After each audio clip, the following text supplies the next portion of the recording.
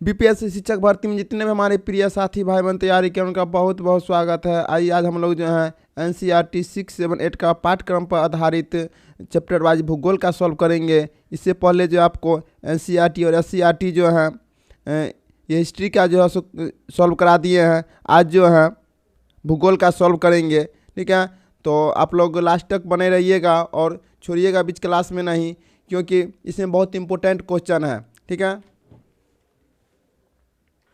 अगर चैनल पर नए हैं तो लाइक कर दीजिएगा, सब्सक्राइब कर दीजिए मेरे साथियों, और अपने दोस्तों को भी शेयर कर दीजिएगा। और इससे पहले अगर आप सेट अगर नहीं देखे हैं रुक्मिनी किरण और एडुटेरिया का, तो आप प्ले लिस्ट में जाइए, वहाँ से सारे आपको क्लास मिल जाएगा और वहाँ से लेकर आप पढ़ लीजिए। समय कम है, समय को देखते हुए चलना है मेरे साथियों। अधिक से अधिक मेहनत करें जिससे हमें सिलेक्शन होना है, ठीक है। तो चलते हैं कक्षा 6 भूगोल, पृथ्वी हमारा आवास। अध्याय 1 है सौरमंडल। अध्याय 1 है सौरमंडल में पृथ्वी। सौरमंडल में पृथ्वी से स्टार्ट करेंगे। तो क्वेश्चन नंबर 1 से स्टार्ट करते हैं। पहला क्वेश्चन है, सूर्य से तीसरा सबसे नज़दीक ग्रह कौन सा है? तो इसमें मेरे साथियों सुन लीजिए, सूर्य से क्रम में बुध, शुक्र, पृथ्वी, मंगल, बृहस्पति, शनि, अरुण, वरुण ग्रह है, ठीक है। पृथ्वी सूर्य से तीसरा निकटतम ग्रह है। आकार में यह 5वां सबसे बड़ा ग्रह है। मेरे साथियों इसका जो राइट आंसर हो जाएगा वो हो जाएगा पृथ्वी। पृथ्वी जो है तीसरा सबसे बड़ा ग्रह है। आगे चलते हैं, सूर्य से नज़दीक ग्रह है तीसरा। आगे चलते हैं, अगला क्वेश्चन कहता है कि क्षुद्र ग्रह किन कक्षाओं के बीच पाए जाते हैं? क्षुद्र ग्रह मंगल और बृहस्पति के बीच पाए जाते हैं। इसका राइट आंसर हो जाएगा ऑप्शन नंबर 2। अगला क्वेश्चन है, आगे क्वेश्चन कहता है किस ग्रह को पृथ्वी की जुड़वा बहन कहा जाता है? इसे भोर की तारा, सांझ की तारा भी कहा जाता है मेरे साथियों। तो यह है शुक्र को, ठीक है। यह है शुक्र को। शुक्र जो है पृथ्वी की जुड़वा बहन, भोर का तारा, सांझ का तारा कहा जाता है। आगे चलते हैं, आगे क्वेश्चन है ध्रुव तारे से किस दिशा का ज्ञान होता है? ध्रुव तारे से मेरे साथी उत्तर दिशा का ज्ञान होता है। उत्तरी तारा को ध्रुव तारा भी कहा जाता है, जो उत्तर दिशा को इंगित करता है या उत्तर में उगता है। इस प्रकार एक संकेतक के रूप में दिशाओं को खोजने के लिए इसका उपयोग किया जाता है। आगे चलते हैं, अगला क्वेश्चन है। आगे क्वेश्चन कहता है कि निम्नलिखित कथनों पर विचार करें। ग्रह शब्द ग्रीक शब्द प्लानेटाइज से लिया आया है, जिसका अर्थ है घुमक्कर। इसका अर्थ है घुमक्कर। बृहस्पति, शनि और वरुण के चारों ओर छल्ले हैं। उपयुक्त में से कौन सा कथन सही है?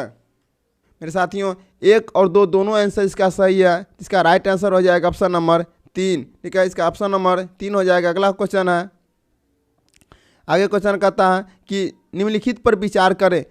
सूर्य, 8 ग्रह, उपग्रह, क्षुद्र ग्रह, ये सारे जो हमारे सौरमंडल में पाए जाते हैं, और उल्का भी। तो इसका राइट आंसर हो जाएगा इनमें से सभी, ठीक है। इनमें से सभी हो जाएगा, ठीक है। इनमें से सभी हो जाएगा, और ये सभी के सभी जो हमारे सौरमंडल में पाए जाते हैं। आगे है जिस ऑप्शन नंबर हो जाएगा उपयुक्त में से सभी हो जाएगा। आगे चलते हैं, अगला अध्याय 2 है। अगला अध्याय 2 है ग्लोब अक्षांश एवं देशांतर। कर्क रेखा का अक्षांशीय मान क्या होता है? ठीक है। इसका राइट आंसर जो हो जाएगा 23.5 डिग्री उत्तर। कर्क रेखा का अक्षांशीय मान क्या है? इसका राइट आंसर हो जाएगा 23.5 डिग्री उत्तरी अक्षांश, ठीक। ऑप्शन नंबर 1 इसका राइट आंसर हो जाएगा। आगे क्वेश्चन है भारत का मानक यामोत्तर है। भारत का मानक यामोत्तर जो है मेरे साथियों यह 82.5 डिग्री पूर्वी देशांतर। इसका राइट आंसर हो जाएगा ऑप्शन नंबर 1, इसका राइट आंसर हो जाएगा। आगे है कर्क वृत्त किस गोलार्ध में स्थित है? तो कर्क और वृत्त जो है उत्तरी गोलार्ध में स्थित है मेरे साथियों। तो इसका राइट आंसर होगा ऑप्शन नंबर 1, कर्क वृत्त जो है उत्तरी गोलार्ध में स्थित है। आगे क्वेश्चन है विषुवत वृत्त से ध्रुवों तक स्थित समानांतर वृत्त को क्या कहते हैं? इसका राइट आंसर हो जाएगा अक्षांश रेखाएं, ठीक है। हो जाएगा अक्षांश रेखाएं। इसका ऑप्शन नंबर हो जाएगा 1, राइट आंसर हो जाएगा ऑप्शन नंबर 1। अगला क्वेश्चन है, आगे क्वेश्चन कहता है कि निम्नलिखित कथनों पर विचार करें। भूमध्य रेखा से ध्रुवों तक सभी समानांतर वृत्त देशांतर के समानांतर कहलाते हैं। आगे भूमध्य रेखा 0 डिग्री अक्षांश का प्रतिनिधित्व करती है। महाराष्ट्र में चंद्रपुर और ब्राजील में बेलो हॉरिजॉन्टल दोनों एक ही अक्षांश पर स्थित है, तो उपयुक्त में से कौन सा सही है? इसका राइट आंसर हो जाएगा उपयुक्त में से सभी सही है मेरे साथियों। इसका राइट आंसर हो जाएगा ऑप्शन नंबर 4। अगला क्वेश्चन है, निम्नलिखित कथनों पर विचार करें। भारत जीएमटी से 5.5 घंटे आगे हैं, ये सही है। रूस ने 11 मानक समय को अपनाया है। पृथ्वी को प्रत्येक 1 घंटे के 24 क्षेत्रों में विभाजित किया जाता है। मेरे साथ इसका राइट आंसर क्या हो जाएगा? इसका राइट आंसर जो हो जाएगा सभी के सभी सही है, तो ऑप्शन नंबर 4 इसका राइट आंसर हो जाएगा। ठीक है, भारत जीएमटी से 5.5 घंटे आगे हैं। रूस ने 11 मानक समय को अपनाया है। पृथ्वी को प्रत्येक 1 घंटे के 24 क्षेत्रों में विभाजित किया गया है। इसका राइट आंसर हो जाएगा उपयुक्त में से सभी। आगे चलते हैं। अब आगे अध्याय 3 है। अध्याय 3 कहता है पृथ्वी की गतियाँ किस तारीख को दिन और रात बराबर होते हैं? किस तारीख को दिन और रात बराबर होते हैं? मेरे साथियों 21 मार्च और 23 सितंबर को दिन रात बराबर होते हैं। इसका राइट आंसर हो जाएगा 1 और 2 दोनों। आगे चलते हैं। अगला क्वेश्चन है कि पृथ्वी की सूर्य के चारों ओर की गति को क्या कहा जाता है? जो पृथ्वी सूर्य के चारों ओर जो गति करते हैं उसको क्या कहा जाता है मेरे साथियों? जब पृथ्वी सूर्य के चारों ओर जब चक्कर लगाते हैं तो उसको कहा जाता है परिक्रमण गति। ऑप्शन नंबर इसका राइट हो जाएगा 2। आगे है अगला क्वेश्चन कहता है, आगे क्वेश्चन है कि पृथ्वी अपनी कक्षा में घूमते हुए सूर्य के चारों ओर एक चक्कर कितने दिनों में पूरा करते हैं? कितने दिनों में पूरा करते हैं? तो यह जो करते हैं यह 365 दिन में पूरा करते हैं। इसका राइट आंसर हो जाएगा ऑप्शन नंबर 4। आगे क्वेश्चन है, आगे क्वेश्चन कहता है कि क्या होता है जब कोई व्यक्ति पूर्व से पश्चिम तक 180 डिग्री देशांतर पार करता है? साथियों क्या होता है? तो वो 1 दिन का नुकसान होता है। क्या होता है? 1 दिन का नुकसान होता है। ठीक है, इसका राइट आंसर हो जाएगा ऑप्शन नंबर 2। आगे है अगला क्वेश्चन कहता है कि निम्नलिखित कथनों पर विचार करें। सूर्य के चारों ओर चक्कर लगाने में पृथ्वी को 365 दिन का समय लगता है और पृथ्वी की धुरी जो एक काल्पनिक रेखा है अपने कक्षीय तल के साथ 66.5 डिग्री का कोण बनाता है। उपयुक्त में से सही उत्तर क्या होगा? उपयुक्त में से सही उत्तर क्या हो जाएगा साथियों? तो ये हो जाएगा 1 और 2 दोनों सही है, तो इसका राइट आंसर जो हो जाएगा ऑप्शन नंबर 3 इसका राइट आंसर हो जाएगा। अगला क्वेश्चन है, आगे क्वेश्चन कहता है कि निम्नलिखित कथनों पर विचार करें। सूर्य की किरणें सीधे कर्क रेखा पर पड़ती है। आर्कटिक वृत्त के आगे की जगह लगभग 6 महीने तक लगातार दिन के उजाले का अनुभव करती है। भूमध्य रेखा के उत्तर के क्षेत्रों में गर्मी पड़ती है। इन जगहों पर सबसे लंबी रात और छोटा दिन 21 जून को होता है। इसका राइट आंसर क्या हो जाएगा? साथियों इसका 1 और 2 3 हो जाएगा इसका राइट आंसर, यानी कि 1 2 और 3, तो ऑप्शन नंबर 1 इसका राइट आंसर हो जाएगा। अगला क्वेश्चन है कि पृथ्वी की स्थिति जिसे शीतकालीन संक्रांति कहा जाता है, इसका राइट आंसर क्या हो जाएगा? वो हो जाएगा 22 दिसंबर जो है शीतकालीन संक्रांति कहा जाता है। ऑप्शन नंबर 2 इसका राइट आंसर हो जाएगा।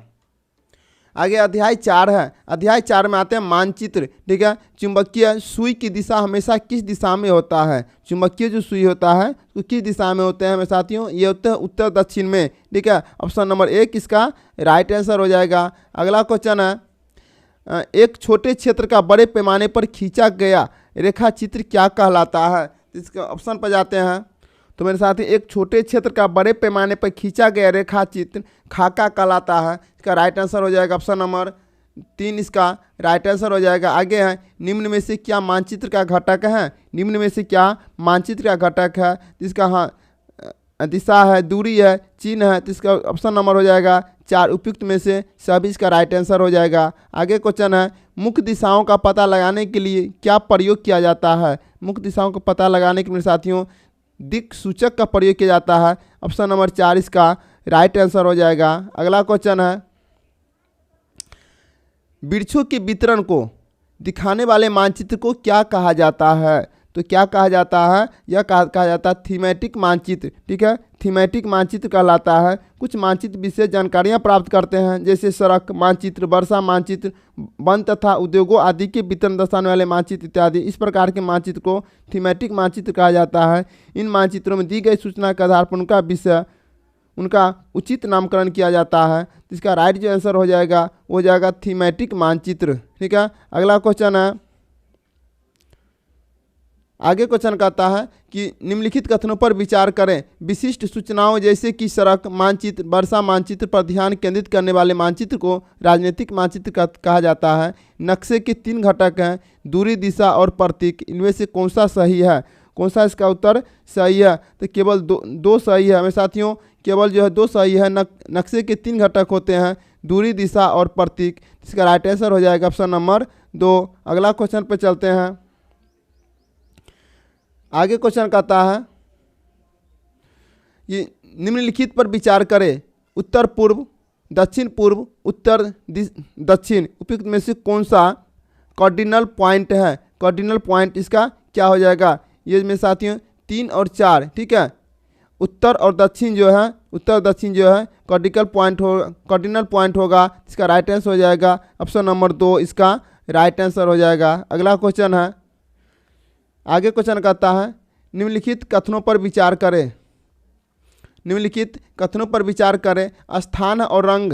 ठीक है, पर्वत, मेरे साथियों पर्वत क्या होगा और इसका पठार और मैदान को कौन रंग है? तो मेरे साथ याद रखिएगा, पहाड़ के लिए जैसे भूरा होता है, ठीक है, और पर्वत और पठार के लिए पीला होता है, मैदान के लिए हरे रंग का उपयोग किया जाता है। तो इसका जो राइट आंसर जो हो जाएगा, ठीक है, इसका राइट आंसर हो जाएगा केवल 3 सही है। ठीक है, मैदान जो है सो हरा रंग का होता है। ठीक है, ये सही है, तो इसके केवल राइट आंसर जो हो जाएगा ऑप्शन नंबर 2, इसका राइट आंसर हो जाएगा। चलते हैं अध्याय 5 की ओर। अध्याय 5 कहता है पृथ्वी के प्रमुख परिमंडल। पृथ्वी के प्रमुख परिमंडल। अगला क्वेश्चन है, पहला क्वेश्चन है, पृथ्वी के जिस ठोस भाग पर हम रहते हैं उसे क्या कहा जाता है? उसे क्या कहा जाता है मेरे साथियों? उसे कहते हैं भूमंडल। क्या कहते हैं? भूमंडल कहते हैं। अगला क्वेश्चन है, विश्व का दूसरा सबसे बड़ा महाद्वीप कौन सा है? विश्व का सबसे बड़ा महाद्वीप जो है वो है अफ्रीका महाद्वीप। ठीक है, वो अफ्रीका महाद्वीप है।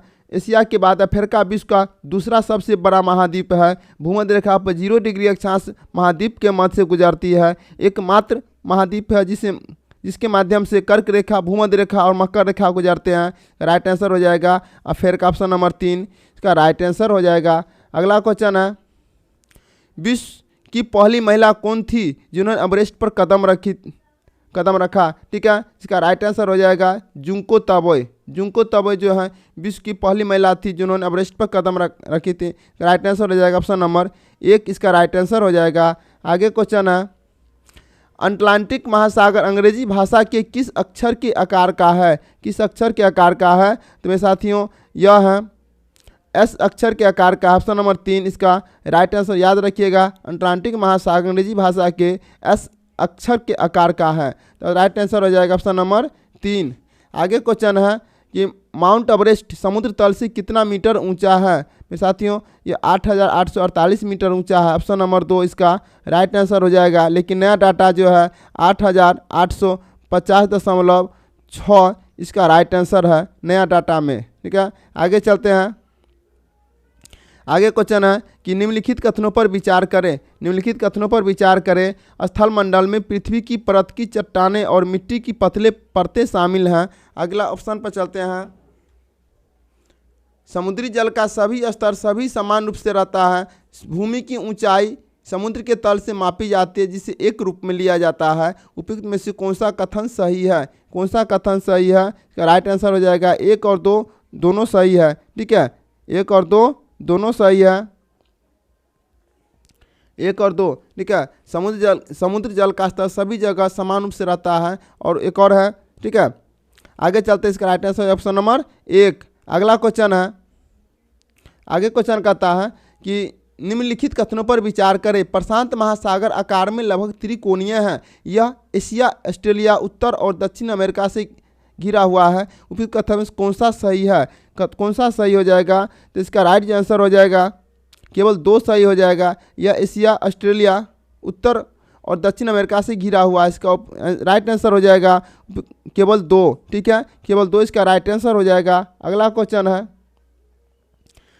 आगे क्वेश्चन कहता है कि कौन सा महासागर एस आकार का है। कौन सा महासागर एस आकार का है मेरे साथियों? तो याद रखिएगा यह जो है अटलांटिक महासागर एस आकार का है। इसका राइट आंसर हो जाएगा ऑप्शन नंबर 2। आगे क्वेश्चन है, अगला क्वेश्चन कहता है कि कौन सा एकमात्र महासागर किसी देश के नाम पर है। किसी देश के नाम पर है साथियों, याद रखिएगा यह हिंद महासागर जो है किसी देश के नाम पर है। अगला क्वेश्चन है,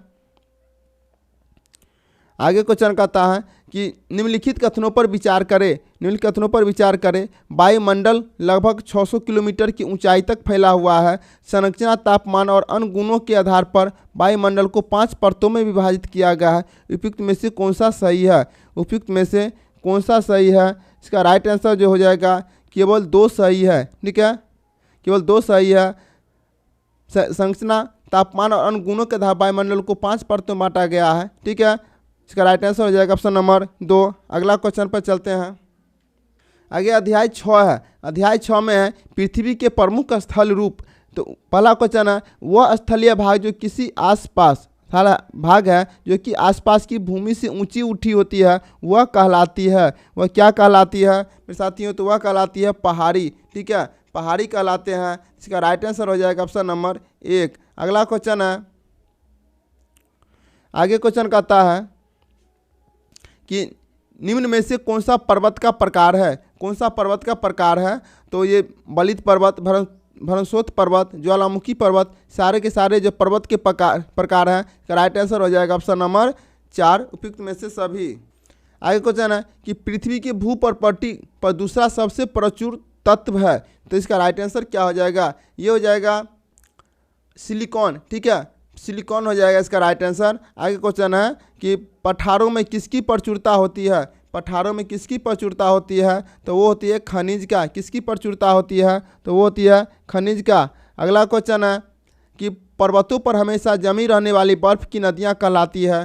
तो बर्फ़ की नदियाँ क्या कहलाते हैं? तो वो कहलाते हैं हिमानी। ऑप्शन नंबर 1 इसका राइट आंसर हो जाएगा हिमानी। आगे क्वेश्चन है, निम्नलिखित कथनों पर विचार करें। हिमालय पर्वत और अल्पस युवा बलित पर्वत है। भारत में अरावली श्रृंखला दुनिया की सबसे पुरानी बलित पर्वत क्रम में से एक है। उत्तरी अमेरिका में अपलेशियन और रूस में यूराल पर्वत बहुत पुराने बलित पर्वत है। ठीक है, उपयुक्त कथनों में से कौन सा सही है? तो इसका राइट आंसर हो जाएगा, ऑप्शन पर चलते हैं, का राइट आंसर हो जाएगा ऑप्शन नंबर 4, सभी सही है। ठीक है, 1 2 3 सही है। अगला क्वेश्चन पर चलते हैं।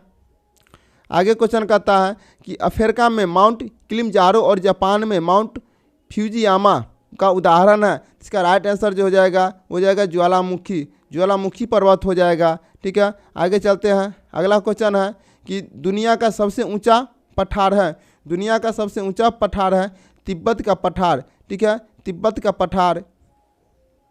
आगे अध्याय 7 है हमारा देश भारत। ठीक है, भारत का क्षेत्रफल कितना वर्ग किलोमीटर है? साथ ही पता होगा 32,87,263 वर्ग किलोमीटर है। 32,87,263। ठीक है, 32,87,263 वर्ग किलोमीटर है। ठीक है, तो इसका राइट आंसर हो जाएगा 32.8 लाख। ऑप्शन नंबर 1 इसका राइट आंसर हो जाएगा। ऑप्शन नंबर 2 इसका राइट आंसर हो जाएगा। ठीक है, 32.8 हो जाएगा। आगे चलते हैं। अगला क्वेश्चन कहता है कि कौन सी जल संधि भारत को श्रीलंका से अलग करती है? कौन सा जल संधि भारत श्रीलंका को अलग करती है? राइट आंसर हो जाएगा पाक जल डमरू मठ। ठीक है, ऑप्शन नंबर 3 इसका राइट आंसर हो जाएगा। अगला क्वेश्चन है कि छोटे समुद्री जंतुओं के कंकाल को क्या कहा जाता है? इसका राइट आंसर हो जाएगा परवाल और पॉलिप दोनों कहा जाता है। इसका राइट आंसर हो जाएगा ऑप्शन नंबर 3। ठीक है, दोनों कहा जाता है। आगे चलते हैं। अगला क्वेश्चन है कि हिमालय के सबसे दक्षिणी भाग को क्या कहा जाता है? हिमालय के सबसे दक्षिणी भाग को शिवालिक कहा जाता है मेरे साथियों। ठीक है, इसका राइट आंसर हो जाएगा ऑप्शन नंबर 1 इसका राइट आंसर हो जाएगा। अगला क्वेश्चन है कि स्थल का वह भाग जो नदी के मुहाने पर बनता है क्या कहलाता है? नदी के मुहाने बनता है वो डेल्टा कहलाता है। ऑप्शन नंबर 1 इसका राइट आंसर हो जाएगा। अगला क्वेश्चन है निम्नलिखित कथनों पर विचार करें। प्रायद्वीपीय भूमि का एक टुकड़ा है जो दो तरफ से पानी से घिरा हुआ है। कश्मीर से कन्याकुमारी तक उत्तर दक्षिण का विस्तार 3200 किलोमीटर है। इसके ऑप्शन पर चलते हैं। अरुणाचल प्रदेश से कच्छ तक पूर्व पश्चिम विस्तार लगभग 2900 किलोमीटर में। साथियों उपयुक्त में से कौन सा आंसर सही होगा बताइएगा। तो ये जो है 2 और 3 जो है सो सही हो जाएगा। ठीक है, ऑप्शन नंबर 2 और 3 सही हो जाएगा, इसीलिए राइट आंसर हो जाएगा ऑप्शन नंबर 2। आगे चलते हैं। अगला क्वेश्चन कहता है कि निम्नलिखित कथनों पर विचार करें। प्रायद्वीपीय पठार आकार में त्रिकोणीय है। नर्मदा और तापी नदियां अरावली पहाड़ियों से होकर बहती है। ये पश्चिम की ओर बहने वाली नदियां हैं जो अरब सागर में गिरती है। मेरे साथी, तो राइट आंसर क्या हो जाएगा? इसका राइट आंसर हो जाएगा 1 और 3 सही है। ठीक है, 1 और 3 सही है, 2 गलत है। 1 और 3 सही है, ऑप्शन नंबर 3 इसका राइट आंसर हो जाएगा। आगे चलते हैं। आगे है अध्याय 8। ठीक है, अध्याय 8 है भारत जलवायु वनस्पति तथा वन्य प्राणी। ठीक है, भारत जलवायु वनस्पति तथा वन्य प्राणी। इसका जो राइट आंसर हो जाएगा वो हो जाएगा दिन के समय गर्म एवं शुष्क पवन बहती है, उसे क्या कहा जाता है? उसे क्या कहा जाता है? वो कहा जाता है लू। ठीक है, उसे लू कहा जाता है। अगला क्वेश्चन है कि मानसून शब्द किस भाषा से लिया गया है? मेरे साथियों, मानसून शब्द जो है वह अरबी भाषा से लिया गया है। किस शब्द से लिया गया है? तो अरबी शब्द से लिया गया। इसका राइट आंसर हो जाएगा ऑप्शन नंबर 3 अरबी भाषा हो जाएगा। आगे है किसी स्थान की जलवायु किस पर निर्भर करती है? किसी स्थान की जलवायु जो है मेरे साथियों वह जो है स्थिति, ऊंचाई और समुद्री से दूरी उस पर निर्भर करते हैं। इसका राइट आंसर हो जाएगा ऑप्शन नंबर 4। आगे क्वेश्चन है विश्व में सबसे अधिक वर्षा कहाँ होती है? विश्व में सबसे अधिक वर्षा मासिम राम मेघालय में होते हैं। ऑप्शन नंबर 4 का 1 हो जाएगा ऑप्शन नंबर 1 मासिम राम लिखा मासिम राम होता है, मासिम राम मेघालय। आगे क्वेश्चन है कि गुजरात के गिर में कैसे शेरों का निवास करता है? तो गुजरात के गिर में जो मेरे साथियों यह एशियाई शेरों का निवास करते हैं। इसका राइट आंसर हो जाएगा ऑप्शन नंबर 2। अगला क्वेश्चन है, आगे क्वेश्चन कहता है कि घास झाड़ियों तथा पौधे जो बिना मनुष्य की सहायता से उपजते हैं उन्हें क्या कहा जाता है? उन्हें क्या कहा जाता है? तो वो जो है प्राकृतिक वनस्पति कहलाते हैं। ऑप्शन नंबर 3 इसका राइट आंसर हो जाएगा। अगला क्वेश्चन है, आगे क्वेश्चन कहता है कि निम्नलिखित कथनों पर विचार करें। एशियाई शेर भारत का राष्ट्रीय पशु है। असम में एक सींग वाले गेंडे पाए जाते हैं। ठीक है, अगला ऑप्शन है कि जंगली गधे कच्छ के रण में पाए जाते हैं। उपयुक्त में से कौन सा सही है? ठीक है, इसका जो राइट आंसर जो हो जाएगा, राइट आंसर हो जाएगा ये हो जाएगा उपयुक्त में से सभी सही है। ठीक है ना, इसका राइट आंसर हो जाएगा ऑप्शन नंबर 4। आगे चलते हैं। आगे है कक्षा 7 का। कक्षा 7 हमारा पर्यावरण। अब अध्याय पर आते हैं, अध्याय 1 से पर्यावरण। ठीक है, पहला क्वेश्चन इसका कि पृथ्वी की कठोर ऊपरी परत ठोस प्रॉपर्टी क्या कहलाती है? मेरे साथियों क्या कहलाते हैं? इसका राइट आंसर जो हो जाएगा वो हो जाएगा स्थल मंडल। क्या हो जाएगा? स्थल मंडल हो जाएगा। आगे है कि वस्तु विनिमय पद्धति का क्या अर्थ है? वस्तु विनिमय पद्धति का क्या अर्थ है? तो वो हो जाएगा अदली बदली का व्यापार। ऑप्शन नंबर 1 इसका राइट आंसर हो जाएगा। आगे हैं पर्यावरण के कितने घटक होते हैं? पर्यावरण के कितने घटक होते हैं? पर्यावरण के 4 घटक होते हैं मेरे साथियों, याद रखिएगा। वायुमंडल, जीवमंडल, स्थल मंडल और जल मंडल पर्यावरण के 4 घटक होते हैं। ऑप्शन नंबर 2 इसका राइट आंसर हो जाएगा। अगला है, आगे क्वेश्चन कहता है कि ग्रीन हाउस प्रभाव कौन सी गैस पैदा करती है? मेरे साथियों ग्रीन हाउस गैस जो है कार्बन डाइऑक्साइड पैदा करते हैं। ठीक है, इसका राइट आंसर जो हो जाएगा ऑप्शन नंबर 2 राइट आंसर हो जाएगा। अगला क्वेश्चन है, आगे क्वेश्चन कहता है कि वायुमंडल में सर्वाधिक पाई जाने वाली गैस कौन सी है?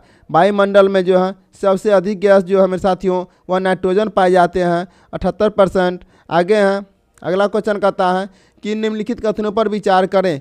परितंत्र एक ऐसा तंत्र है जो सभी जीवित प्राणियों के एक दूसरे के साथ और पर्यावरण के भौतिक और रासायनिक कारकों के परस्पर अंतःक्रिया द्वारा बनी होती है। ऑप्शन और है, कहता है कि जल के क्षेत्र को जलमंडल कहा जाता है। इसका राइट आंसर क्या हो जाएगा? इसका राइट आंसर क्या हो जाएगा? ये हो जाएगा 1 और 2 दोनों सही मेरे साथियों, 1 और 2 दोनों सही हो जाएगा। इसका राइट आंसर हो जाएगा ऑप्शन नंबर 3 इसका राइट आंसर हो जाएगा। अगला क्वेश्चन है, आगे क्वेश्चन है कि निम्नलिखित कथनों पर विचार करें। निम्नलिखित कथनों पर विचार करें। वायुमंडल पृथ्वी के चारों ओर फैली वायु की पतली परत है। पृथ्वी का परिक्रमण अपने चारों ओर के वायुमंडल को थामे रखता है। इसमें कई प्रकार की गैसें, धूलकणों, जलवाष्प उपस्थित होते रहते हैं। इसका राइट आंसर क्या हो जाएगा? ठीक है, इसका जो राइट आंसर हो जाएगा 1 और 3। ठीक है, इसका राइट आंसर हो जाएगा ऑप्शन नंबर 3, इसका राइट आंसर हो जाएगा। ठीक है, आगे चलते हैं। आगे हैं अध्याय 2। अध्याय 2 है हमारी पृथ्वी के अंदर पृथ्वी की त्रिज्या कितनी है। मेरे साथ में बताइएगा कि पृथ्वी की त्रिज्या कितनी है। तो याद रखिएगा पृथ्वी की त्रिज्या 6371 किलोमीटर है। ऑप्शन नंबर 2 इसका राइट आंसर हो जाएगा। आगे क्वेश्चन है, पृथ्वी की सबसे आंतरिक परत को क्या कहा जाता है। तो पृथ्वी की सबसे आंतरिक परत को जो है वह कहा जाता है कोर।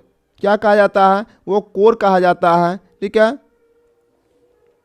आगे क्वेश्चन है कि क्रोड मुख्य रूप से किनका बना होता है। क्रोड मुख्य रूप से किनका बना होता है? या लोहा और निकेल का बना होता है। ऑप्शन नंबर 3 इसका राइट आंसर हो जाएगा। अगला क्वेश्चन है, कहता है कि जब द्रवित मैग्मा ठंडा होकर ठोस हो जाता है तब इस प्रकार के बने चट्टान को क्या कहा जाता है। तो बने इस प्रकार चट्टान को आग्नेय चट्टान कहा जाता है। ऑप्शन नंबर 3 का राइट आंसर हो जाएगा। अगला क्वेश्चन है कि निम्नलिखित कथनों पर विचार करें। पृथ्वी की सतह के आंतरिक परत क्रोड है। यह मुख्य रूप से निकेल और लोहे से बना है और इसे नीफे कहा जाता है। केंद्रीय क्रोड का तापमान और दाब काफ़ी उच्च होता है। तो इसका ऑप्शन पर चलते हैं। ऑप्शन कहता है उपयुक्त में से कौन सा सही है मेरे साथियों? उपयुक्त में से 1 और 2 सही है। ठीक है, पृथ्वी की सतह आंतरिक परत क्रोड है। यह मुख्य रूप से निकेल और लोहे से बना और इसे नीफे कहा जाता है। ठीक है, इसका राइट आंसर हो जाएगा ऑप्शन नंबर 1 और 2 जो है सही है। ठीक है, आगे चलते हैं अगला क्वेश्चन पे।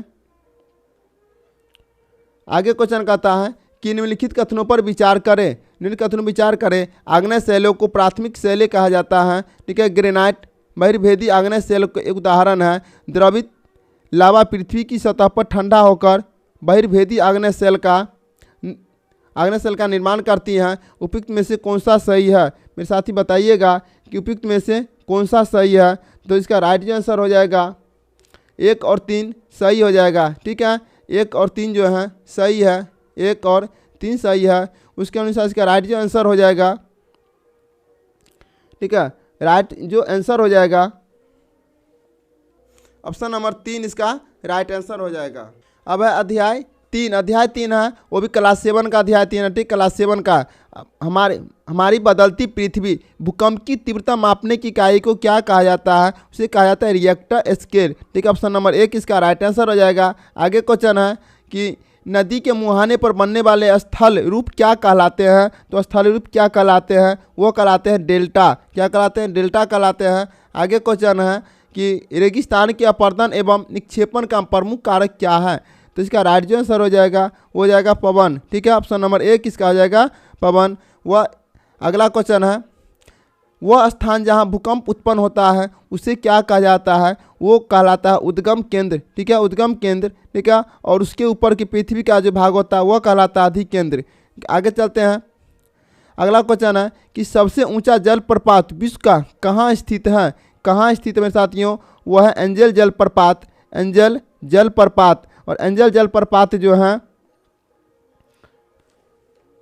सबसे ऊंचा जलप्रपात है। ठीक है, अगला क्वेश्चन है कि निम्नलिखित कथनों पर विचार करें। स्थल मंडलीय प्लेटों की गति के कारण पृथ्वी की सतह पर परिवर्तन होता है। जो बल पृथ्वी की आंतरिक बल में कार्य करती है उन्हें बहिर्जनित बल कहा जाता है। उन्हें बहिर्जनित बल कहा जाता है। ऑप्शन पर चलते हैं और है जो बल पृथ्वी की आंतरिक भाग में कार्य करते हैं उन्हें अंतर्जनित बल कहा जाता है। तो इसका जो राइट आंसर हो जाएगा ऑप्शन पे चलते हैं। कहता है उपयुक्त में से कौन सा कथन गलत है। यहाँ पर कह रहा है कि गलत है। ठीक है, तो इसका जो राइट आंसर हो जाएगा वो हो जाएगा केवल 2 गलत है। ठीक है ना, केवल 2 गलत है। अगला क्वेश्चन पे चलते हैं। आगे क्वेश्चन कहता है कि निम्नलिखित कथनों पर विचार करें। निम्नलिखित कथनों पर विचार करें। अधिक केंद्र से कंपन बाहर की ओर तरंगे के रूप में गमन करते हैं। उद्गम केंद्र के निकटतम भाग में सर्वाधिक क्षति होती है। उपयुक्त में से कौन सा सही है? कौन सा सही कहता है? तो साथियों तो इसको याद रखिएगा, केवल एक सही है, ठीक है ना, केवल एक सही, ऑप्शन नंबर 1 इसका राइट आंसर हो जाएगा। आगे चलते अगला क्वेश्चन पे। आगे क्वेश्चन कहता है कि निम्नलिखित कथनों पर विचार करें। भूकंप को मापने के लिए भूकंप लेखी का उपयोग किया जाता है। भूकंप की तीव्रता रिएक्टर पैमाने पर मापी जाती है। उपयुक्त में से कौन सा सही है? कौन सा सही है? इसका राइट आंसर हो जाएगा 1 और 2 दोनों सही है, ठीक है। ऑप्शन नंबर 3 जो है इसका राइट आंसर हो जाएगा, 1 और 2 दोनों सही है। आगे क्वेश्चन है, अगला क्वेश्चन कहता है कि निम्नलिखित कथनों पर विचार करें। नियाग्रा जलप्रपात अफ्रीका में जाम्बिया और जिम्बाब्वे की सीमा पर स्थित है। विक्टोरिया जलप्रपात उत्तरी अमेरिका में कनाडा और अमेरिका की सीमा पर स्थित है। आगे क्वेश्चन है, कौन सा सही है? इसका राइट आंसर क्या हो जाएगा? तो न तो 1 सही है और न ही 2 सही है, तो इसका राइट आंसर हो जाएगा ऑप्शन नंबर 4। न तो 1 सही है और न ही 2 सही है, ऑप्शन नंबर इसका हो जाएगा 4, क्या ऑप्शन नंबर 4 इसका राइट आंसर हो जाएगा। आगे क्वेश्चन है, क्वेश्चन कहता है कि रेगिस्तानी इलाकों में पवन के निक्षेपणात्मक विशेषता के रूप में छोटी पहाड़ी संरचनाओं को कहा जाता है। इसका राइट आंसर क्या हो जाएगा? वो कहा जाता है बालू का टिब्बा। क्या कहा जाता है? बालू का टिब्बा कहा जाता है। तो राइट आंसर हो जाएगा ऑप्शन नंबर 2। ऑप्शन नंबर 2 इसका राइट आंसर हो जाएगा। आगे चलते हैं, अगला अध्याय है अध्याय 4। अध्याय 4 है वायु, ठीक है। ओजोन गैस वायुमंडल की किस परत में मौजूद है? ओजोन का वायुमंडल किस परत में मौजूद है? याद रखिए मेरे साथियों, यह है और समताप मंडल में स्थित है, समताप मंडल में स्थित है। आगे क्वेश्चन है कि हवाई जहाज वायुमंडल की किस परत में उड़ते हैं? हवाई जहाज जो वायुमंडल के समताप मंडल में उड़ते हैं। कहाँ उड़ते हैं? समताप मंडल में, ऑप्शन नंबर 3 इसका राइट आंसर हो जाएगा। अगला क्वेश्चन है कि अंतरिक्ष से आने वाले उल्कापिंड वायुमंडल की किस परत में प्रवेश करते ही प्रवेश करते ही जलने लगते हैं? तो इसका जो राइट आंसर जो हो जाएगा वो जाएगा मध्यमंडल में। उसका राइट आंसर हो जाएगा मध्यमंडल में। उल्कापिंड जब प्रवेश करते हैं तो जलने लगते हैं। अगला क्वेश्चन है, पृथ्वी के तापमान में वृद्धि को डैश के रूप में जाना जाता है। किस रूप में जाना जाता है? तो इसका जो राइट आंसर जो हो जाएगा वो जाएगा भूमंडलीय तापन, ठीक है, भूमंडलीय तापन। आगे है, अगला क्वेश्चन कहता है कि पौधों के उनके उत्तरजीवी के लिए आवश्यक गैस है। तो उसको तो कौन सा गैस है? तो वह जो है नाइट्रोजन गैस है, ठीक है। नाइट्रोजन पौधे के उनके उत्तरजीविता के लिए आवश्यक गैस है। तो राइट आंसर हो जाएगा नाइट्रोजन, ठीक है। 5 का 3 हो जाएगा राइट आंसर। अगला क्वेश्चन है कि निम्नलिखित पर विचार करें। वायुमंडल की परत ऊंचाई क्षोमंडल 13 किलोमीटर, समताप मंडल 50 किलोमीटर, वायुमंडल 80 किलोमीटर, ठीक है, मध्यमंडल 80 से 400 किलोमीटर। उपयुक्त में सही मेल कौन सा खाता है मेरे साथियों? तो इसका राइट आंसर जो हो जाएगा 1 और 2, ठीक है। क्षोमंडल 13 किलोमीटर और समताप मंडल 50 किलोमीटर है, 18 से 50 और क्षोमंडल। तो इसका राइट आंसर हो जाएगा उपयुक्त में से 1 और 2, ठीक है, 1 और 2 इसका राइट आंसर हो जाएगा। आगे चलते हैं, क्वेश्चन है कि निम्नलिखित कथनों पर विचार करें। वायुमंडल की सबसे ऊपरी परत आयनमंडल है। हीलियम और हाइड्रोजन जैसी गैस, हल्की जैसी गैस बहिर्मंडल के अंतरिक्ष में तैरती हैं। इसका राइट आंसर क्या हो जाएगा? केवल 2 सही है मेरे साथ, ऑप्शन नंबर 2 इसका राइट आंसर हो जाएगा। अगला क्वेश्चन है कि निम्नलिखित कथनों पर विचार करें। समुद्र स्तर पर वायुमंडल सर्वाधिक होता है और ऊंचाई पर जाने पर घटता है। उच्च दाब बादल युक्त आकाश और नम मौसम के साथ जुड़ा होता है, ठीक है। आगे वायु दाब का क्षैतिज वितरण किसी स्थान पर उपस्थिति वायु के ताप द्वारा प्रभावित होते हैं। उपयुक्त में से कौन सा कथन सही है? तो इसका राइट आंसर हो जाएगा, वो जाएगा 1 और 3 सही है। ऑप्शन नंबर 3 इसका राइट आंसर हो जाएगा। ऑप्शन नंबर 3 इसका राइट आंसर हो जाएगा, 1 और 3 सही है। आगे है अध्याय 5। अध्याय 5 है जल। ठीक है, वह कौन सी प्रक्रिया है जिसके माध्यम से पानी लगातार अपना रूप बदलता रहता है? वह कौन सा प्रक्रिया है पानी अपना रूप बदलता रहता है? तो वह है जल चक्र। ठीक है, वह कहलाएगा जल चक्र। ऑप्शन नंबर 1 इसका राइट आंसर हो जाएगा। आगे है कि विश्व जल दिवस कब मनाया जाता है? विश्व जल दिवस कब मनाया जाता है मेरे साथियों? तो हो जाएगा 22 मार्च को। ठीक है, 22 मार्च को राइट आंसर हो जाएगा। अगला क्वेश्चन है कि दिन में 2 बार नियम से महासागरीय जल का उठना और गिरना क्या कहलाता है? तो यह क्या कहलाता है? वो कहलाएगा ज्वार भाटा। ठीक है, आगे क्वेश्चन है कि बृहत ज्वार किन दिनों में आते हैं? बृहत ज्वार जो है वह पूर्णिमा एवं अमावस्या के दोनों दिन आते हैं। ऑप्शन नंबर 3 इसका राइट आंसर हो जाएगा। अगला क्वेश्चन है कि गर्म महासागरीय धाराएं किसके निकट उत्पन्न होती हैं? इसका राइट आंसर हो जाएगा भूमध्य रेखा के निकट। ऑप्शन नंबर 2 इसका राइट आंसर हो जाएगा। आगे क्वेश्चन है कि निम्नलिखित कथनों पर विचार करें। वह प्रक्रिया जिसके द्वारा जल लगातार अपने स्वरूप को बदलता रहता है वह प्रसारित होता रहता है जल वाष्प कहलाता है। थलशाला छोटे घर के पौधों को रखने का एक कृत्रिम अहाता होता है।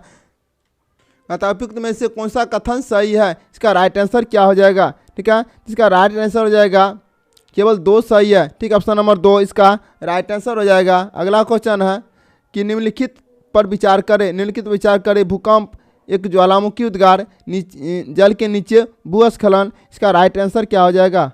कहता है कि उपयुक्त गतियों में किसका परिणाम सुनामी हो सकता है? किसका परिणाम सुनामी हो सकता है? तो उपयुक्त सभी को सुनामी हो सकता है। ठीक है, भूकंप आएगा तभी सुनामी, ज्वालामुखी उद्गार तभी सुनामी होगा, और जल के भूस्खलन है तभी सुनामी होगा। इसका राइट आंसर हो जाएगा ऑप्शन नंबर 4। अगला क्वेश्चन है, आगे क्वेश्चन कहता है कि निम्नलिखित कथनों पर विचार करें। दिन में 2 बार नियम से महासागरीय जल का उठना और गिरना ज्वार भाटा कहलाता है। सूर्य और ग्रहण के शक्तिशाली गुरुत्वाकर्षण बल के कारण पृथ्वी की सतह पर ज्वार भाटे आते हैं। उपयुक्त में से कौन सा सही है? इसका 1 और 2 दोनों सही में साथियों। का राइट आंसर हो जाएगा ऑप्शन नंबर 3। 1 और 2 दोनों सही हो जाएगा। ठीक है, 1 और 2 दोनों सही हो जाएगा। अगला क्वेश्चन पर आते हैं। अगला क्वेश्चन कहता है कि निम्नलिखित कथनों पर विचार करें। नौ संचालन, विद्युत उत्पादन, मछली पकाना, कौन सा उच्च ज्वार के फायदे हैं? तो ये जो है उपयुक्त में सभी जो है ज्वार के फायदे हैं। ठीक है, आगे चलते हैं। अगला क्वेश्चन है, आगे अध्याय 6 है। ठीक है, आगे अध्याय 6 है प्राकृतिक वनस्पति एवं वन्य जीव। ठीक है, शीतोष्ण सदाबहार वन कहाँ पाए जाते हैं? शीतोष्ण सदाबहार वन कहाँ पाए जाते हैं? चीन में पाए जाते हैं, दक्षिण पूर्वी ब्राज़ील में पाए जाते हैं, दक्षिण पूर्वी अफ्रीका में पाए जाते हैं। इनमें से सभी का राइट आंसर हो जाएगा। इनमें से सभी जगहों पर शीतोष्ण जलवायु वन, शीतोष्ण सदाबहार वन पाए जाते हैं। अगला क्वेश्चन है, आगे क्वेश्चन कहता है कि उष्णकटिबंधीय सदाबहार वन कहाँ पाए जाते हैं? उष्ण कटिबंधीय सदाबहार वन जो है वह दक्षिण अमेरिका में पाए जाते हैं। इसका राइट आंसर हो जाएगा ऑप्शन नंबर 2 इसका राइट आंसर हो जाएगा। आगे क्वेश्चन है कि किस प्रकार के वन प्रदेश को विश्व का फलोद्यान कहते हैं? किस प्रकार के साथियों बताइएगा। तो यह भूमध्यसागरीय वन को जो है विश्व का फलोद्यान कहते हैं। इसका राइट आंसर हो जाएगा ऑप्शन नंबर 4 इसका राइट आंसर हो जाएगा। अगला क्वेश्चन है कि वनस्पति की वृद्धि किस पर निर्भर करती है? तो वनस्पति की वृद्धि जो है यह करते हैं तापमान पर, वर्षा पर, दोनों पर करते हैं। इसका राइट आंसर हो जाएगा ऑप्शन नंबर 4। ठीक है, ऑप्शन नंबर 4 इसका राइट आंसर हो जाएगा। आगे क्वेश्चन है कि निम्नलिखित कथनों पर विचार करें। वनस्पति और नमी तत्व है, वनस्पति है और नमी तत्व है, इसको विचार करना है। तो वन, घास स्थल, झाड़ियाँ पे कौन सा सुमेलित है? इसका राइट जो आंसर हो जाएगा, ठीक है, इसका राइट जो आंसर हो जाएगा वह उपयुक्त सभी सही है।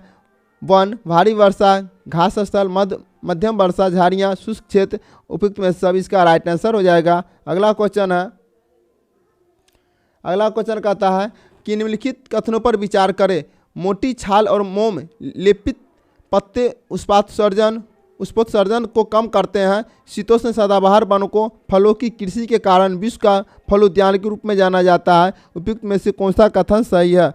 कौन सा कथन सही है साथियों? तो केवल इसका एक जो आंसर सही हो जाएगा। ठीक है, ऑप्शन नंबर 1 इसका राइट आंसर हो जाएगा। मोटी छाल और मोम लेपित पत्ते वाष्पोत्सर्जन को कम करते हैं। ऑप्शन नंबर 1 इसका राइट आंसर हो जाएगा। आगे चलते हैं।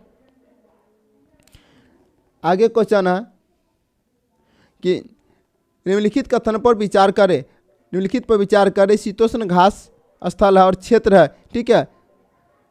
इसको इनमें से कौन सा सुमेलित है, इसमें कहता है कौन सा सुमेलित है, साथ में बताइएगा, ठीक है। तो ऑप्शन नंबर केवल 4 जो है सो सही है। ऑप्शन नंबर 4 उपयुक्त में से कोई सही नहीं है, ठीक है। उपयुक्त में से कोई सही नहीं है। डांस का हो जाएगा ऑस्ट्रेलिया, कोई इसका आंसर सही नहीं है। इसका राइट आंसर हो जाएगा ऑप्शन नंबर 4। अगला अध्याय पे चलते हैं। आगे अध्याय 7 है। अध्याय 7 है मानवीय पर्यावरण बस्तियां, परिवहन एवं संचार। परिवहन संचार डैश एक दूसरे तक संदेश पहुंचाने की प्रक्रिया है। क्या है इसका राइट आंसर, क्या हो जाएगा, ये हो जाएगा संचार, ठीक है। क्या हो जाएगा, संचार। एक दूसरे तक संदेश पहुंचाने की प्रक्रिया संचार कहलाते हैं। अगला क्वेश्चन है कि कोलकाता किस नदी के तट पर अवस्थित है। कोलकाता जो है हुगली नदी के तट पर अवस्थित है। ऑप्शन नंबर 4 इसका राइट आंसर हो जाएगा। अगला क्वेश्चन है, आगे क्वेश्चन कहता है कि स्वर्णिम चतुर्भुज महानगर किन राज्यों को जोड़ते हैं। तो दिल्ली, मुंबई, कोलकाता, चेन्नई, ठीक है। ऑप्शन नंबर इसका जो है राइट आंसर हो जाएगा अहमदाबाद। इसका राइट आंसर जो है दिल्ली, मुंबई, कोलकाता में चेन्नई। ऑप्शन नंबर 1 इसका राइट आंसर हो जाएगा। आगे क्वेश्चन है कि लोगों के मौसमी आवागमन को क्या कहा जाता है। क्या कहा जाता है, तो यह कहता है ऋतु प्रवास। ऑप्शन नंबर 1 जो राइट आंसर हो जाएगा ऋतु प्रवास। अगला क्वेश्चन है कि सबसे बड़ा रेलमार्ग कहाँ पर स्थित है। सबसे बड़ा रेलमार्ग कहाँ पर स्थित है, इसका राइट आंसर हो जाएगा एशिया में। कहाँ स्थित है, सबसे अधिक एशिया में स्थित है। आगे है याक का उपयोग कहाँ पर किया जाता है, यातायात के साधन के रूप में। याक का उपयोग जो है वह तिब्बत में किया जाता है। ऑप्शन नंबर 2 इसका राइट आंसर हो जाएगा। याक का याद रखिए, याक का उपयोग जो है तिब्बत में किया जाता है। अगला क्वेश्चन है कि निम्नलिखित पर विचार करें। अनुकूलन जलवायु, जल की उपलब्धता, उपयुक्त भूमि, उपजाऊ मिट्टी, उद्योग। इसका राइट आंसर क्या हो जाएगा, इसका राइट आंसर हो जाएगा, कहता है कि आदर्श बसाव स्थल के चयन के लिए कौन सा प्राकृतिक दशाएं हैं। तो प्राकृतिक दशाएं कौन सा हो जाएगा, ये हो जाएगा 1, 2, 3, 4। ऑप्शन नंबर 2 इसका राइट आंसर हो जाएगा। अगला क्वेश्चन है, आगे क्वेश्चन कहता है कि निम्नलिखित कथनों पर विचार करें। निम्नलिखित कथनों पर विचार करें। एक सघन बस्ती जहां भी समतल भूमि उपलब्ध है में पास बने आवासों का क्षेत्र है। इस प्रकार की बस्ती ज़्यादातर पहाड़ी क्षेत्रों, घने जंगलों और अति विषम जलवायु वाले क्षेत्रों में पाए जाते हैं, ठीक है। तो फिर कौन सा सही है, तो कौन सा सही हो जाएगा साथियों, ये जो है 1 और 2 दोनों सही है, ठीक है। ऑप्शन नंबर 3 इसका राइट आंसर हो जाएगा। 1 और 2 दोनों सही है। मेरे साथियों ये NCERT का जो किताब से लिया गया है, ठीक है। और इसमें क्लास छोड़िएगा नहीं, जैसे कि अब 2 मिनट 4 मिनट देखिए क्लास को बंद कर दिए, नहीं देखिएगा। ये नहीं देखिएगा कि कौन पढ़ाता है और कैसे पढ़ाता है, ये देखिएगा कि क्वेश्चन क्या कहता है। हमें क्वेश्चन पढ़ना है, ठीक है। हमें सिलेक्शन लेना है, किसी तरह में सिलेक्शन लेना है मेरे साथियों। तब चलते हैं अध्याय 8 पे। अध्याय 8 है मानव पर्यावरण अन्वयन क्रिया उष्ण कटिबंधीय एवं उपोष्ण प्रदेश, ठीक है। तो इसका राइट क्वेश्चन पर चलते हैं। क्वेश्चन है कि देवदार एवं फर किसके प्रकार है। देवदार एवं फर जो है किसके प्रकार है, तो ये हो जाएगा शंकुधारी वृक्ष। शंकुधारी वृक्ष ऑप्शन नंबर 1 इसका राइट आंसर हो जाएगा। आगे है विश्व की सबसे बड़ी नदी कौन सी है। विश्व की सबसे बड़ी जो है मेरे साथियों यह अमेजन नदी, ठीक है। अमेजन नदी विश्व की सबसे बड़ी नदी। अगला क्वेश्चन है कि 1 वर्ग किलोमीटर क्षेत्र में रहने वाले लोगों की संख्या को क्या कहा जाता है। तो लोगों की संख्या क्या कहा जाता है, वो कहलाता है जनसंख्या घनत्व। ऑप्शन नंबर 3 इसका राइट आंसर हो जाएगा। आगे है कि बंगाल टाइगर कहाँ पर पाए जाते हैं। साथ ही बंगाल टाइगर जो है डेल्टा के क्षेत्रों में पाए जाते हैं। ऑप्शन नंबर 2 इसका राइट आंसर हो जाएगा। आगे है कि अमेजन के लोगों का मुख्य भोजन क्या है। तो अमेजन के लोगों का मुख्य भोजन है कसावा, ठीक है ना। कसावा जो होता है तो यह वास्तव में एक स्टार्चयुक्त जड़ वाला पौधा है, ठीक है। कसावा जो जड़ वाला पौधा है का राइट आंसर हो जाएगा ऑप्शन नंबर 1। आगे है कि वर्षा वन में कौन सी फसलें उगाई जाती है। वर्षा वन में कौन सी फसलें उगाई जाती हैं, तो टिपियोका, अनानास, शकरकंद, ये सारे जो है वर्षा के क्षेत्र में उगाए जाते हैं, वर्षा वन में उगाए जाते हैं। इसका राइट आंसर हो जाएगा ऑप्शन नंबर 4। अगला क्वेश्चन है कि निम्नलिखित कथनों पर विचार करें। निम्न कथनों पर विचार करें। अमेजन नदी समशीतोष्ण क्षेत्र से होकर बहती है। यह पश्चिम में पहाड़ों से निकलकर पूरब में अटलांटिक महासागर तक पहुंचती है। ठीक है, आगे यह ब्राजील के भाग को, पेरू के कुछ भाग को, बोल्विया, इक्वाडोर, कोलंबिया तथा वेनेजुएला के छोटे भाग को अपवाहित होती है। उपयुक्त में से कौन सा कथन सही है? ठीक है, उपयुक्त में से कौन सा कथन सही है? इसका राइट आंसर जो हो जाएगा, ये हो जाएगा 2 और 3 सही है। ठीक है, ऑप्शन नंबर 2 और 3 जो है ये सही है। आगे अगला क्वेश्चन है, निम्नलिखित कथनों पर विचार करें। Ganga Brahmaputra basin 10 degree north से 40 डिग्री नॉर्थ अक्षांश के बीच स्थित है। यह उपोष्ण कटिबंधीय क्षेत्र में स्थित है। उपयुक्त में से कौन सा कथन सही है? इसका राइट आंसर जो हो जाएगा वो हो जाएगा केवल 2 सही है। ठीक है ना, केवल 2 सही, ऑप्शन नंबर 2 इसका राइट आंसर हो जाएगा। अगला क्वेश्चन है कि निम्नलिखित पर विचार करें। वाराणसी, लखनऊ, पटना, कोलकाता, कौन सा शहर गंगा नदी के किनारे स्थित है? कौन सा शहर जो गंगा नदी के किनारे स्थित है? ये सारे के सारे गंगा नदी के शहर स्थित है। वाराणसी गंगा के किनारे स्थित है। लखनऊ, कोलकाता और पटना सारे जो है गंगा नदी के किनारे स्थित है। आगे चलते हैं, आगे है अध्याय 9 है। ठीक है, क्लास 7 का ये लास्ट अध्याय है। तो रेगिस्तान जीवन, विश्व का सबसे बड़ा रेगिस्तान कौन सा है मेरे साथियों? तो विश्व का सबसे बड़ा रेगिस्तान सहारा रेगिस्तान है। ऑप्शन नंबर 2 इसका राइट आंसर हो जाएगा। सहारा रेगिस्तान कितने देशों से घिरा है? सहारा रेगिस्तान जो है यह जो 11 देशों से घिरा है। ठीक है, सहारा रेगिस्तान 11 देशों से घिरा हुआ है। अगला क्वेश्चन है कि सहारा रेगिस्तान में उगने वाले वनस्पतियाँ हैं। सहारा उगने वाली वनस्पतियाँ कौन सा है? कैक्टस, खजूर, एकेसिया, सभी हो जाएगा, सभी उगते हैं। आगे क्वेश्चन है कि लद्दाख को किस नाम से जाना जाता है? ठीक है, लद्दाख को खापा चाक के नाम से जाना जाता है। ठीक है, राइट आंसर हो जाएगा ऑप्शन नंबर 2। आगे है कि लद्दाख रेगिस्तान के अधिकांश निवासी जो हैं ये हैं बौद्ध एवं मुसलमान हैं। ठीक है, बौद्ध एवं मुसलमान, ऑप्शन नंबर 2 इसका राइट आंसर हो जाएगा। आगे है लद्दाख में हेमिस एक प्रसिद्ध है। हेमिस क्या है? हेमिस जो है बौद्ध मठ है। ठीक है, हेमिस क्या है? बौद्ध मठ है। अगला क्वेश्चन है, आगे है कि निम्नलिखित कथनों पर विचार करें। उत्तरी अफ्रीका में स्थित सहारा रेगिस्तान विश्व का सबसे बड़ा रेगिस्तान है। सहारा रेगिस्तान 8 देश को स्पर्श करती है।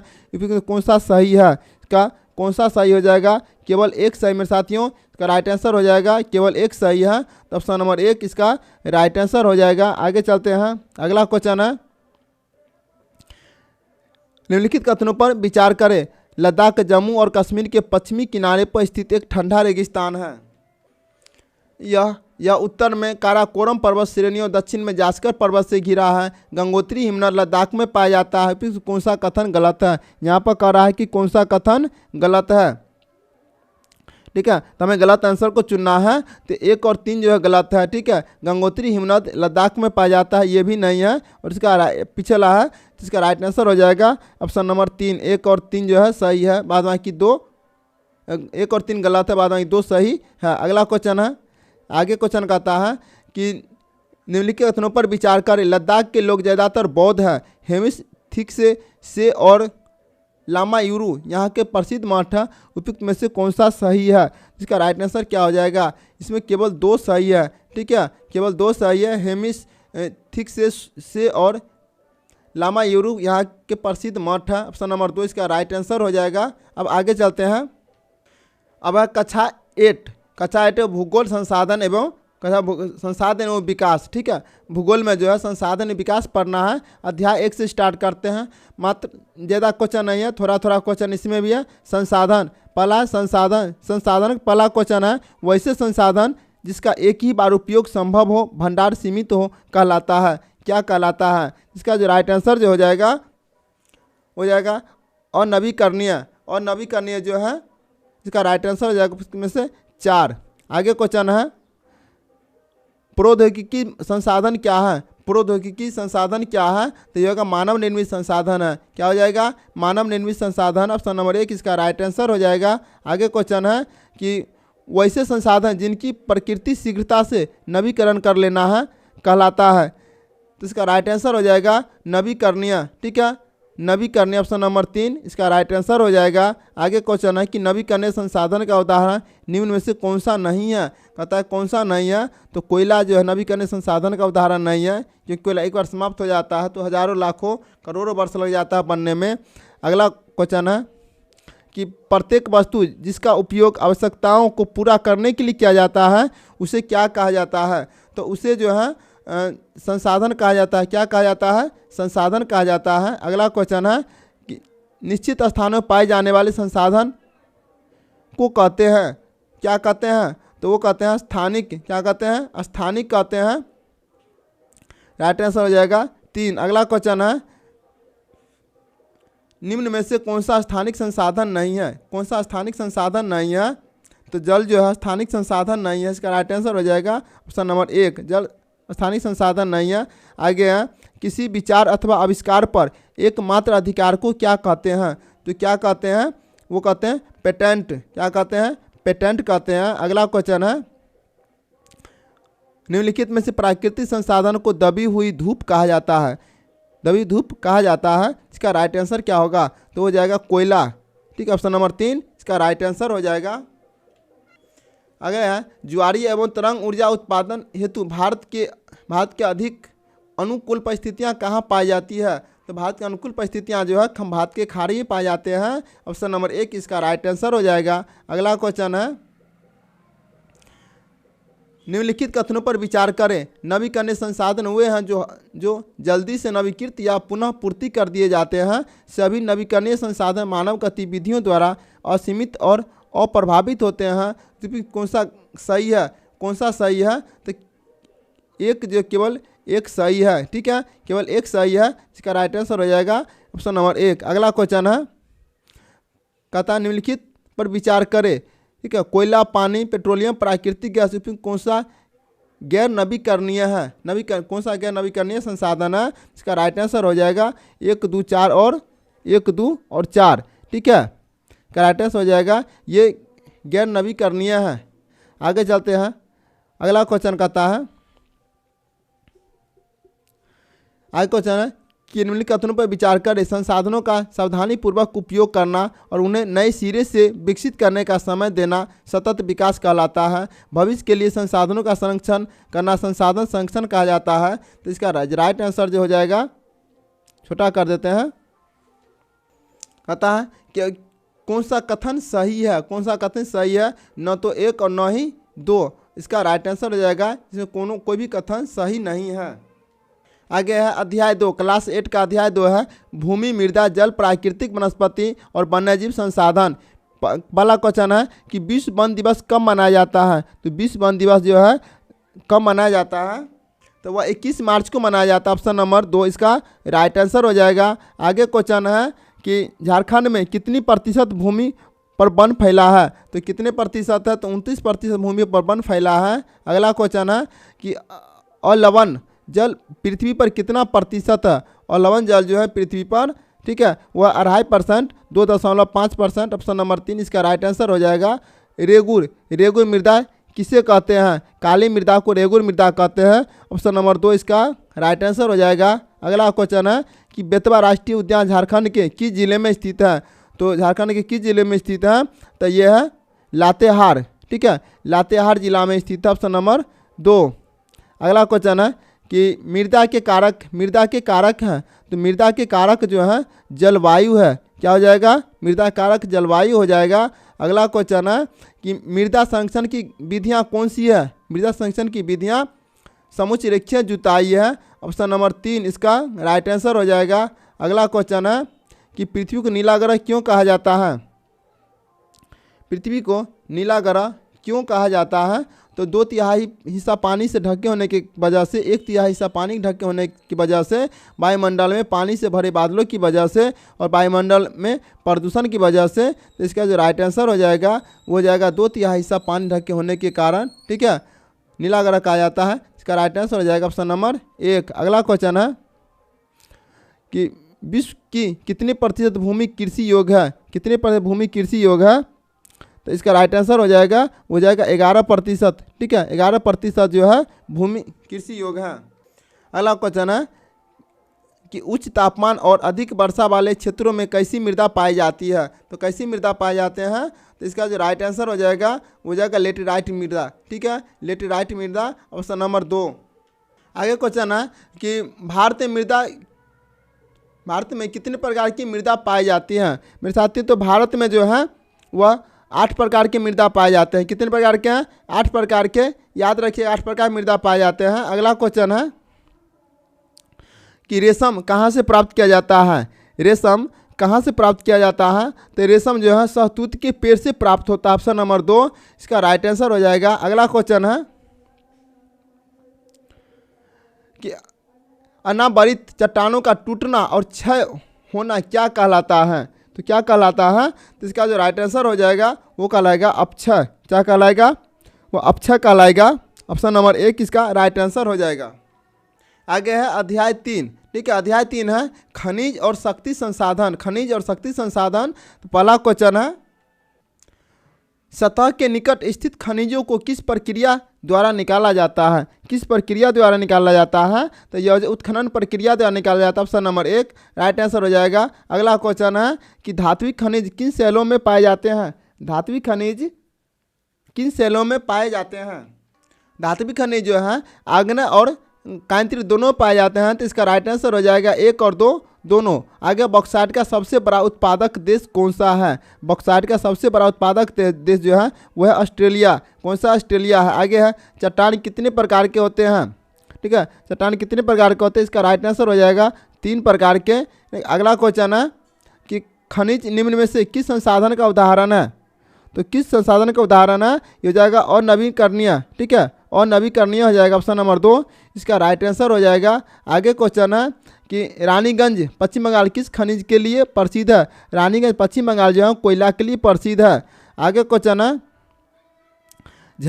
झरिया धनबाद और बोकारो राज्य में स्थित है। तो यहाँ पर जो है ये कौन सा राज्य में स्थित है, यह है झारखंड में। ठीक है, झारखंड राज्य में स्थित है। अगला क्वेश्चन है कि पेट्रोलियम और इनमें से उत्पन्न होने वाले उत्पादों को क्या कहा जाता है। इसका राइट आंसर हो जाएगा काला सोना। क्या कहा जाता है, काला सोना कहा जाता है। आगे क्वेश्चन है डैश एक या एक से अधिक खनिजों का समूहन है। डैश एक या एक से अधिक खनिजों का समूहन है।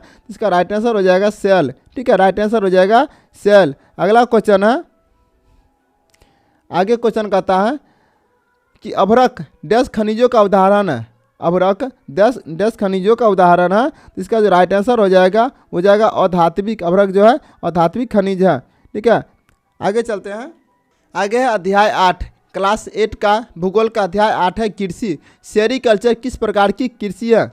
किस प्रकार की कृषि, सेरीकल्चर जो है मेरे साथियों यह है रेशम कीटों का। ठीक है, रेशम कीटों का है। ऑप्शन नंबर 1 इसका राइट आंसर होता है। आगे क्वेश्चन है कि जब फसल का उत्पादन और पशुपालन बाजार में विक्रय हेतु किया जाता है तो क्या कहलाता है। इसका राइट आंसर हो जाएगा वाणिज्यिक कृषि। ऑप्शन नंबर 1 इसका राइट आंसर हो जाएगा। अगला क्वेश्चन है कि भारत की कितनी प्रतिशत जनसंख्या कृषि पर निर्भर है। कितने प्रतिशत कृषि पर निर्भर है, इसका राइट आंसर हो जाएगा 58%। ऑप्शन नंबर 2 इसका राइट आंसर हो जाएगा।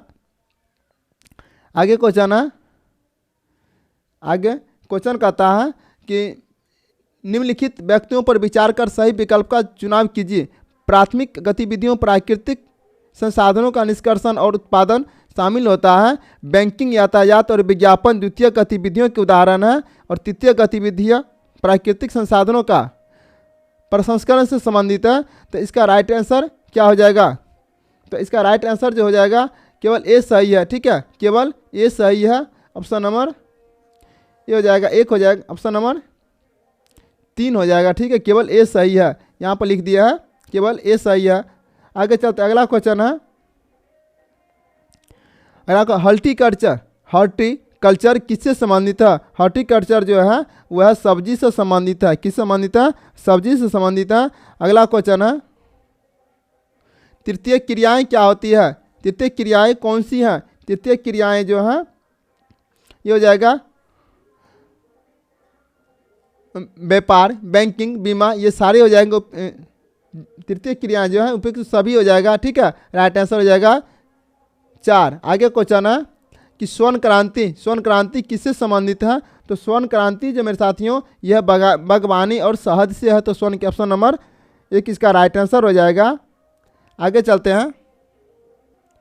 मिट्टी के जलवायु के अनुकूलन स्थलाकृति डैश के लिए महत्वपूर्ण है। डैश के लिए महत्वपूर्ण, इसका राइट आंसर क्या होगा? तो इसका राइट आंसर हो जाएगा कृषि गतिविधि। क्या होगा? कृषि गतिविधि हो जाएगा। आगे अगला क्वेश्चन है कि पीसी कल्चर संबंधित है। तो पीसी कल्चर किससे संबंधित है? तो ये हो जाएगा मत्स्य पालन से। पीसी कल्चर जो है मत्स्य पालन से संबंधित है। ठीक है, आगे चलते हैं।